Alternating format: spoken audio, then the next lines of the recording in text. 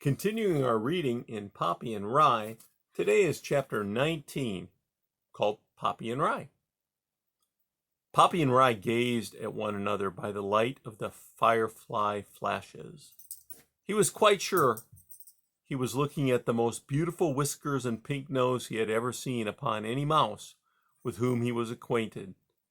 Poppy was sure Rye's face, covered as it was with a delicate orange fur, was extraordinarily noble. What's more, he had altogether splendid ears, and the small notch in the right ear only added character. "What," Rye said in a choked whisper, "are you doing here?" "I came to see if you were all right." "But why?" "Because you dance beautifully," Poppy replied, though it made her whiskers tremble to say it. "Thank you, and you dance as if there were moonbeams in your toes." "And Rye?" "What?" I did love Ragweed," Poppy said. "I'll never pretend I didn't, but he's gone." Rye hung his head. "I know." "And Rye, you need to know I never danced with him." Rye looked up. His whiskers shook. "Poppy, you are the most kind, the most unselfish of mice," he whispered. "In fact, you are altogether splendid." For a moment neither spoke. Then Poppy said, "Rye, why did you come here?" "I wanted to do something about the beavers, to get rid of them somehow. Except I didn't have a plan. The truth is, Poppy, I wanted to prove myself to you. They caught me before I could do anything." "Mr. Conrad told me you were being held captive," Poppy said. "He said if your family didn't move, he would keep you forever." "Forever," Rye repeated dramatically. "But, Poppy, it will have been worth it." "Why?" "Because you came." "But don't you want to get out?" Poppy asked. "I'd like to, but I think I've made things much worse." Poppy reached her paw through the bars and touched Rye's shoulder. "That you even tried seems brave to me," she said. "Do you truly think so?" "Yes. Just maybe, well, too bold." Rye took hold of Poppy's paw, which was resting on his shoulder, and kissed it. "What you said means more than a life supply of sunflower seeds," he murmured. They looked at one another. Then Rye said, "How did you get in here?" "There's a hole in the roof. I crawled down a vine." "You are amazing," he said. Poppy blushed with pleasure. Rye became alarmed. "But how are you going to get out?" he asked. Poppy was about to say, "The same way." But even as she had the thought, she realized it would be impossible for her to use the vine. It was dangling too high over the beavers for her to reach. "I'm not sure," Rye said. "I swam in, through an underwater tunnel, the way the beavers do. It's not too bad. You could go that way." I don't swim very well." "Oh." "Don't worry, I'll think of something." Neither mouse spoke. Instead, they looked at one another by the glow of fireflies.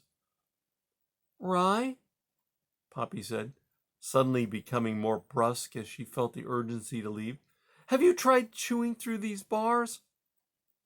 "They're too tough." Poppy tried for herself. She gave up quickly. "Oh, I see what you mean." "I'm afraid," Rye said. "I really am going to stay here forever. I suppose I'll die of old age and regret." "Rye?" "What?" "Please, I know the bars are tough, but keep chewing on them. I'll find a way back to your family nest. They need to know you're all right. And maybe if I can get a longer vine, one that reaches to the ground, we could get you out that way." Do you think so?"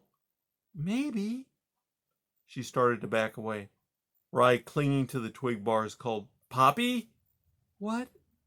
I'm deeply moved that you came, but maybe you shouldn't return. I don't want you to risk your life for me.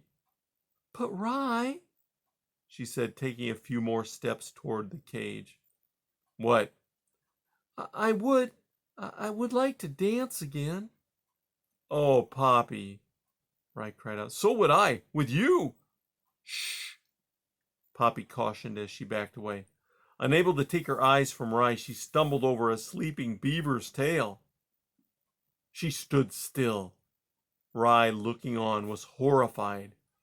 For a long moment they dared not move. Finally, the beaver rolled away, then settled down, never having awakened. Poppy crept over to the far wall. The way was muddy. By pressing up against the wall, she was able to skirt a large sleeping beaver and come around to the edge of the water gate. There, she gazed into the murky water apprehensively, then looked around to see if there was any way to get up to the vine. It was impossible.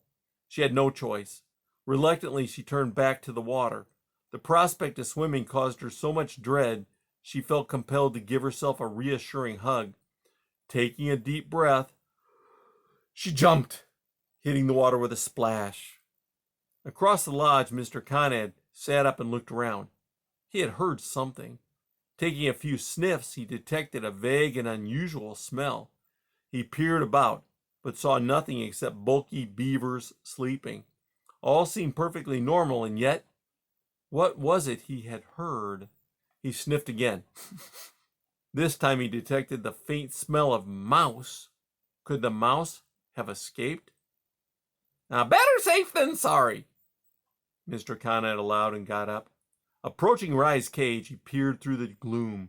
At first he couldn't see Rye, but by listening intently, he heard the sounds of chewing.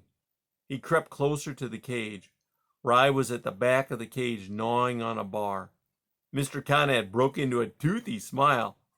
Well, bless my teeth and smooth my tail, he snorted. You're trying to be a beaver. Rye, taken by surprise, looked up. I don't think you should try chewing your way out, pal, Mr. Conrad said.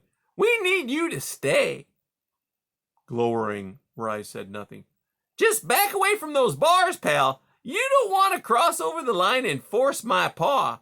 If you do something bad, it'll be your own fault. Rye stepped back and away. Way to go, pal. Now look, Mr. Conrad went on to say. I think I'll catch my Z's here, for the next few days anyway. Don't want to lock the barn door after the horses are gone. Mr. Conrad was about to settle himself when he recalled the noise that had woken him. If this mouse was here, what was that sound? Now that he thought about it, could it have been a splash? He sat up and counted his beavers, all present and accounted for. He did an inspection around the cage area. In the mud were Poppy's prints. You've had a visitor, the beaver suddenly exclaimed. Haven't you? Leave me alone, Rye cried. Never mind, said Mr. Conrad. One picture's worth 1,000 words. One of your pals was here. The beaver scrutinized the lodge intently. By a firefly flash, he caught sight of the vine dangling from the lodge roof. Mr. Conrad grunted. The vent hole! He lumbered across the lodge floor and ripped the vine down. Better plaster some mud over that hole, he thought. I can always make some other holes and hide them. Don't want any mice in the ointment. And that is the end of chapter 19.